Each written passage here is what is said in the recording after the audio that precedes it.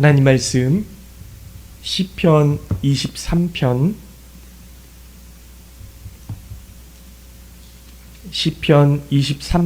1절부터 6절까지 말씀 보도록 하겠습니다.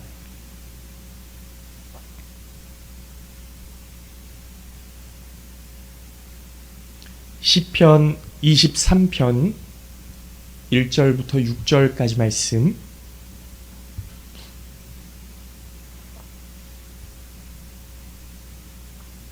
시편 23편 1절부터 6절까지 말씀.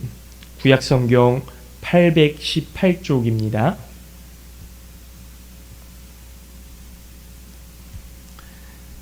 제가 봉독해서 읽도록 하겠습니다. 여호와는 나의 목자시니 내게 부족함이 없으리로다. 그가 나를 푸른 풀밭에 누이시며 쉴 만한 물가로 인도하시는도다. 내 영혼을 소생시키시고 자기 이름을 위하여 의의 길로 인도하시는도다. 내가 사망의 음침한 골짜기로 다닐지라도 해를 두려워하지 않을 것은 주께서 나와 함께 하심이라. 주의 지팡이와 막대기가 나를 안위하시나이다. 주께서 내 원수의 목전에서 내게 상을 차려주시고 기름을 내 머리에 부으셨으니 내 잔이 넘치나이다. 내 평생의 선하심과 인자하심이 반드시 나를 따르리니 내가 여호와의 집에 영원히 살리로다. 아멘. 할렐루야. 네, 오늘 예배에 나오신 우리 모든 성도님들 주님의 이름으로 환영하고 축복합니다. 하나님의 은혜와 사랑이 늘 함께 하시기를 예수님의 이름으로 기도하겠습니다. 네, 그러게요. 예. 오시겠죠? 네. 오시라고 생각하고, 네. 예전에 우리가 많이 부르던 찬양 가운데 예수 나의 기쁨이라는 찬양이 있었어요. 기억하실지 모르겠지만, 예수 나의 기쁨, 아멘, 할렐루야,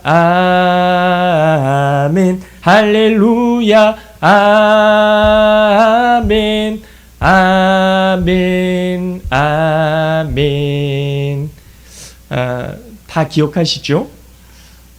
저 중학교 때 찬양단으로 봉사를 하는데 이 찬양을 이제 돌아가면서 부르는 거예요. 대신에 예수 나의 땡땡. 그래서 예수 나의 기쁨, 예수 나의 친구, 예수 나의 신랑, 여러 가지 것들, 내가 고백하는 예수 그리스도에 대해서 그렇게 고백하는 그런 시간을 가졌었습니다. 대부분의 찬양 단원들이 기쁨, 찬양, 신랑, 친구 이런 함축적인 언어로 예수님을 설명하고 고백했었는데요. 여러분에게 가장 피부에 와닿는 그런 소중한 단어가 있다면 한번 곰곰이 생각해 보십시오. 나에게 가장 내가 예수님을 가장 잘 고백할 수 있는 단어가 무엇이 있을까? 네. 양을 치는 목동의 삶을 살았던 다윗은요, 여호와는 나의 목자, 예수 나의 목자, 이렇게 고백을 한 거죠. 삶에서 가장 가깝고도 이해하기 쉬운 그런 단어로 하나님을 설명하고 개인적인 고백으로 하나님을 찬양했던 겁니다. 여러분, 다윗은 목동이었잖아요.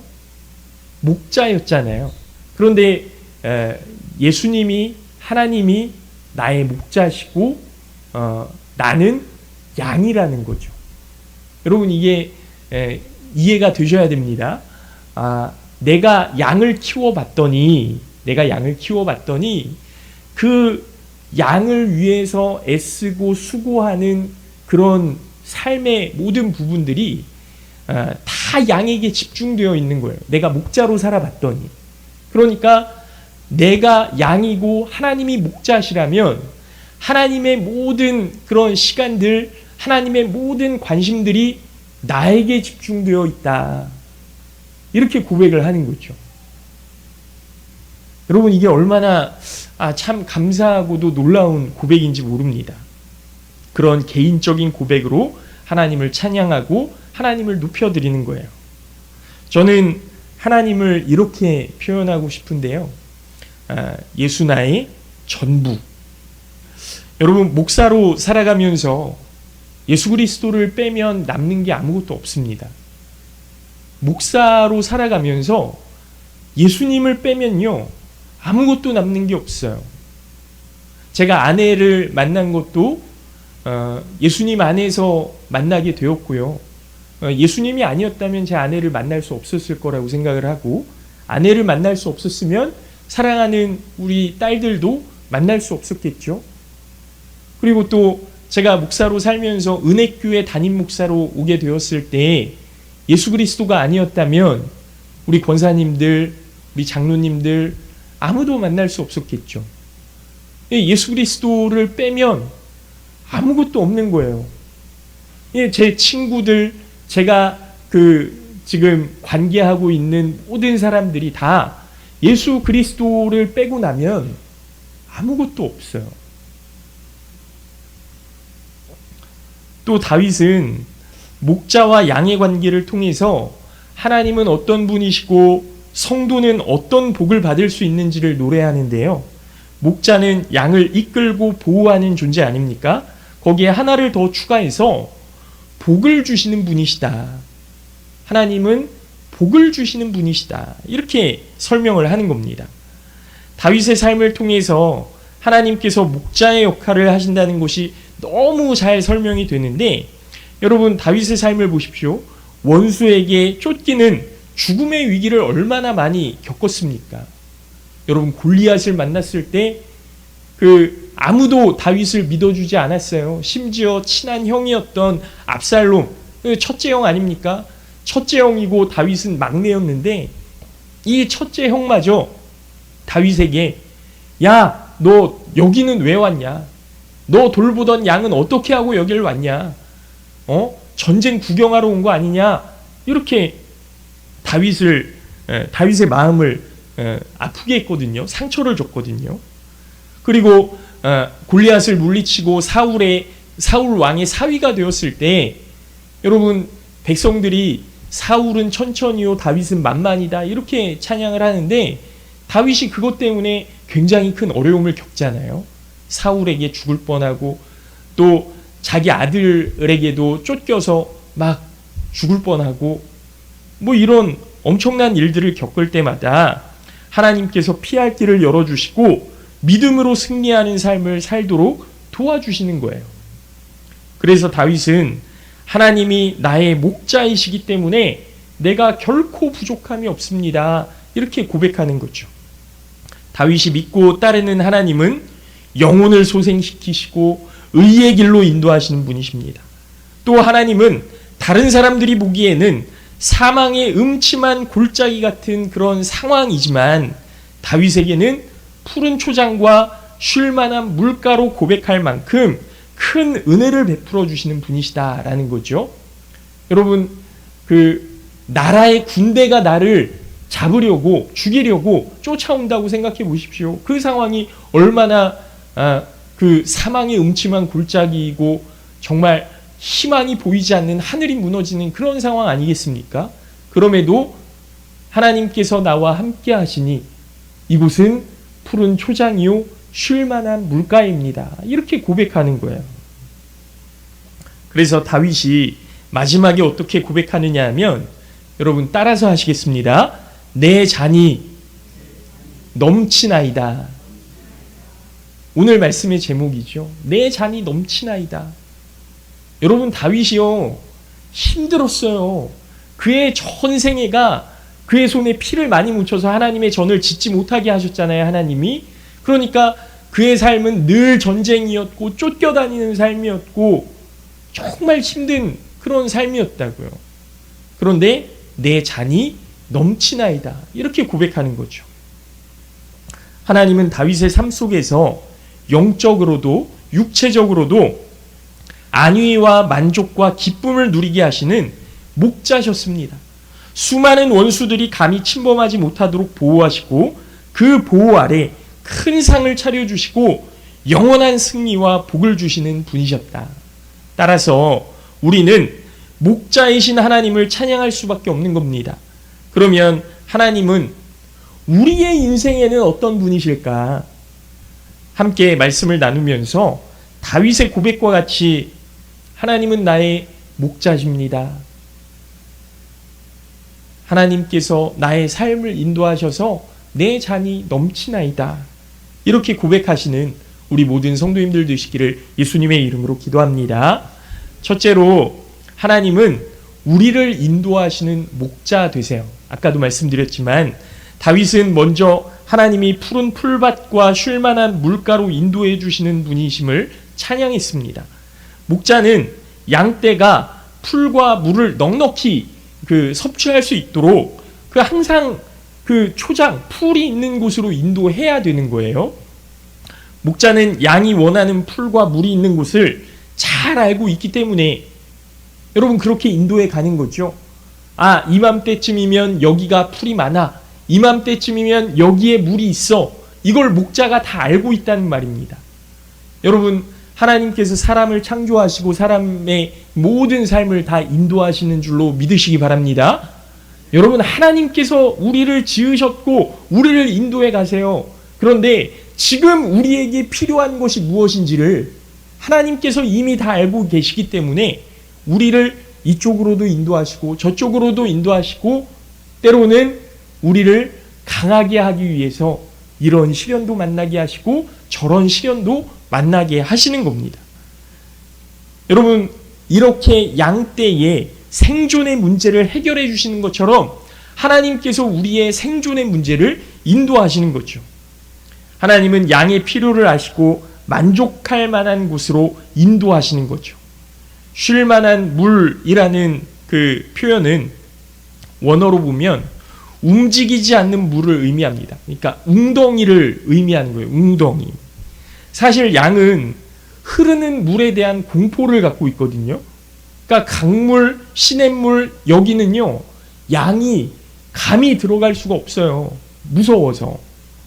물에 빠지면 여러분 양털이 스펀지처럼 물을 이렇게 확 흡수를 한대요.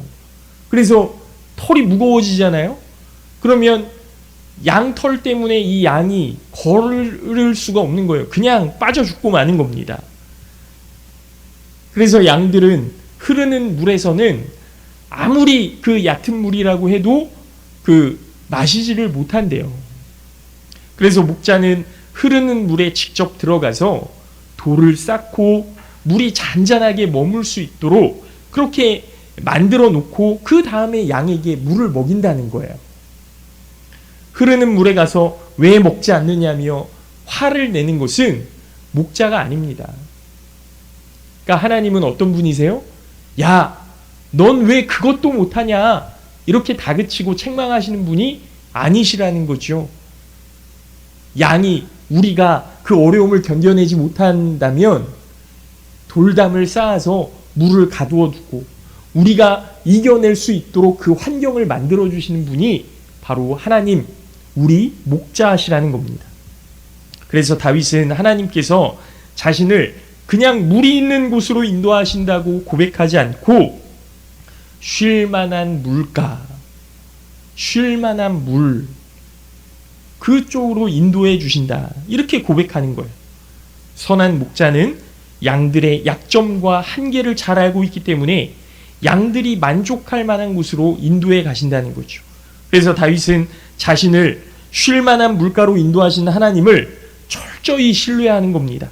자신의 약점을 아시는 주님이 좋은 곳으로 인도해 가실 것을 믿기 때문에 그런 거죠. 사람들은 때때로 우리 스스로도 어찌할 수 없는 약점을 가지고 우리를 판단합니다. 왜 그렇게 하지 못하느냐고 다그칩니다. 신앙의 사람이라고 해서 예외가 아니에요.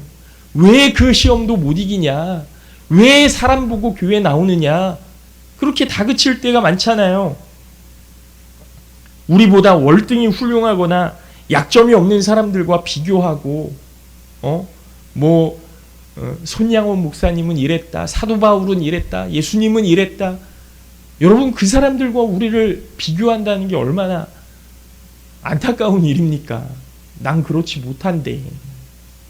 그러나 하나님은 우리를 그런 식으로 다루시지 않으세요. 하나님은 우리를 너무나 잘 아시기 때문에, 우리의 한계를 아시기 때문에 목자의 심정으로 받아들이시면서 긍휼히 여기시고 우리를 위해서 중보하시는 분이 바로 하나님 아버지, 우리의 목자 되시는 하나님이시다라는 거죠.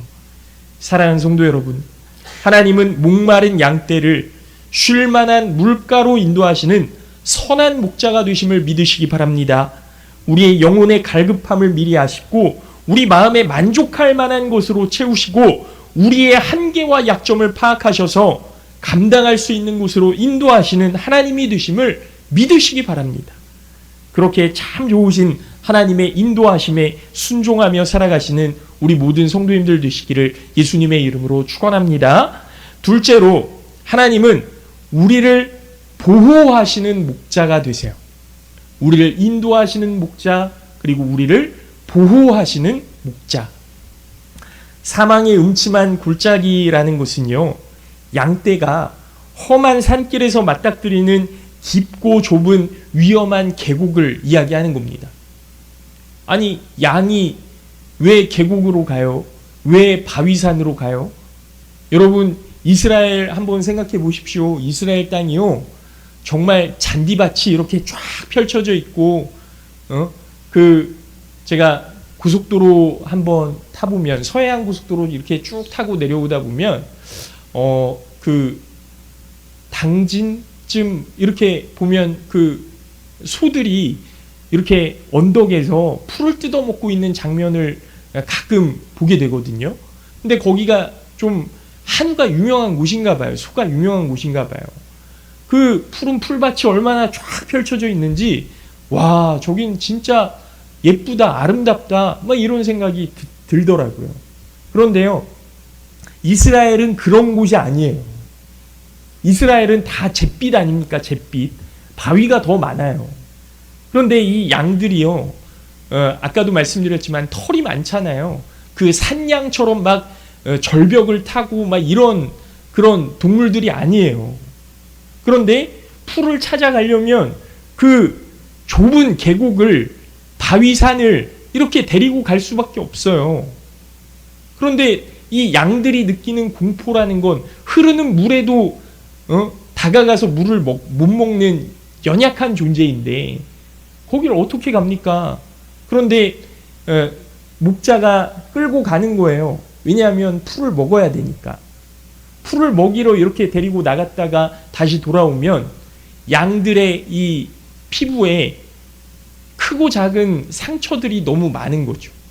거기에 목자들이 이제 다녀갔다가 오면 그 상처들마다 기름을 발라주고 상처를 치료해주고 보듬어주고 뭐 이런 역할을 하는 것 아닙니까?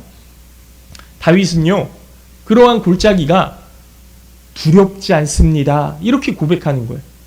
두렵지 않습니다. 목자가 지팡이와 막대기를 가지고 양을 안전하게 보호하듯이 목자이신 하나님은 다윗의 인생길을 지팡이와 막대기로 안전하게 지켜주신다는 거죠. 다윗은 지금까지 그런 하나님의 보호하심을 입었습니다. 여러분, 다윗 아까도 말씀드렸지만 어떤 위험을 겪었습니까? 블레셋 장군 골리앗 앞에 물매와 조약돌 5개를 가지고 섰을 때 하나님께서 다윗과 함께 그 골리앗을 물리쳐 주시죠.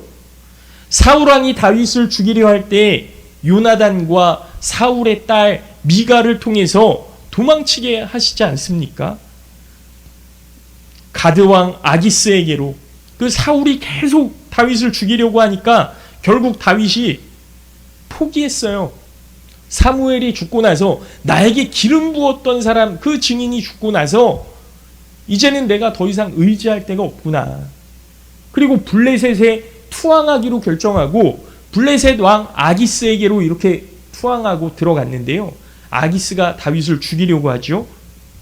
그런데 아기스 앞에서 침을 질질 흘리면서 미친 척을 하고 도망쳐 갈 수 있었던 것도 하나님께서 아기스 왕의 그 눈을 가려주셨기 때문에 그런 것 아닙니까? 힘들고 어려운 도피의 여정이 계속되었지만 그 여정을 통해서 다윗에게 돕는 손길을 베풀어 주시고 뜻을 함께 할 수 있는 많은 사람들을 만나게 하셨어요. 아들 압살롬이 반역을 일으켰을 때 하나님의 도우심이 아니었다면 압살롬의 계획을 알 수도 없었을 것이고 전쟁에서 승리할 수도 없었을지 모릅니다. 여러분, 우리 인생을 한번 되돌아보세요. 힘들었던 시기, 어려웠던 시기 다들 있지 않으셨습니까? 그런데 그때마다 하나님께서 우리를 어떻게 보호하셨는지 수많은 간증들이 있으실 거라 생각합니다. 영적으로도 절망하고 낙심하게 될 때 우리 옆을 기도로 도우셨던 분들이 얼마나 많이 있습니까? 우리 부모님, 우리 친구, 같은 교회 안에서도 우리 그때 우리가 섬기던 장로님, 목사님 뭐 얼마나 많습니까? 그런 기도의 힘이 없었다면, 하나님의 보호하심이 없었다면 다시 일어설 수 없었을 것이고 지금 우리가 이렇게 서로 마주할 수 없었을 거라고요. 사랑하는 성도 여러분, 목자이신 하나님은 우리를 항상 악한 세력으로부터 지키시고 보호하십니다. 특별히 성도에게는 악한 세력의 유혹과 핍박을 통한 시련이 끊임없이 찾아오는데요. 세상의 어떤 것도 우리의 아픔과 불안을 치유할 수는 없어요. 하나님 안에서만 씻은 듯이 해결받을 수 있고 세상이 줄 수 없는 참된 평안과 위로를 얻게 되는 줄로 믿습니다. 바라기는 늘 우리를 보호하시는 하나님과 동행하시기를 예수님의 이름으로 축원합니다. 마지막으로 하나님은요, 우리를 인도하시는 분, 우리를 보호하시는 분, 마지막으로 우리를 높여주시는 목자 되세요. 우리를 높여주시는 목자. 다윗은 자신의 삶이나 이스라엘의 역사에서 목자로 인도하고 보호하셨던 하나님이 자기에게 얼마나 큰 복을 채워주셨는가를 비유적으로 표현해 주시는데요. 다윗이 어렸을 적 아버지에게까지 지극히 작은 자라고 볼 것도 없다고 사무엘에게 그러지 않습니까? 하카탄이 있는데 이 하카탄이라는 건요, 그냥 막내, 그냥 작은 자, 쓸모없는 자, 이런 뜻이에요. 볼 것도 없다는 거예요, 다윗은. 그런데 하나님께서는 중심을 보신 하나님이시라며 다윗의 머리에 기름을 부으셨습니다.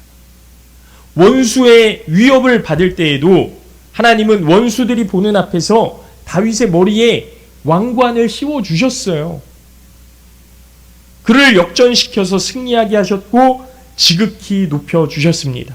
그래서 다윗의 고백이 5절 말씀에 나와 있죠. 주께서 내 원수의 목전에서 내게 상을 차려주시고 기름을 내 머리에 부으셨으니 내 잔이 넘치나이다. 여러분, 양은 어디에서 크죠? 양은요, 우리에서 자라요. 우리는 이제 울타리 안에서 자라는 것 아닙니까? 풀을 뜯으러 목초지로 이동할 때 목자는 막대기로 양을 잡아먹으려는 들짐승을 보호합니다. 늑대가 올 때 막대기로 쳐서 이렇게 도망가게 하고요. 치워버리고, 그리고 양이 넘어졌을 때 이 지팡이로 양을 이렇게 끌어내주고, 절벽으로 떨어질 때에도 지팡이로 이렇게 끌어내주고, 이런 일 하는 거예요. 그 보호 아래 있을 때는요, 들짐승이 양을 위협하지 못해요. 어떤 환경이 양을 위협하지 못합니다. 안심하고 풀을 뜯을 수 있는 거죠. 원수들의 목전에서 쳐들어올 테면 와봐라, 이런 식으로 마음을 놓고 있는 거예요.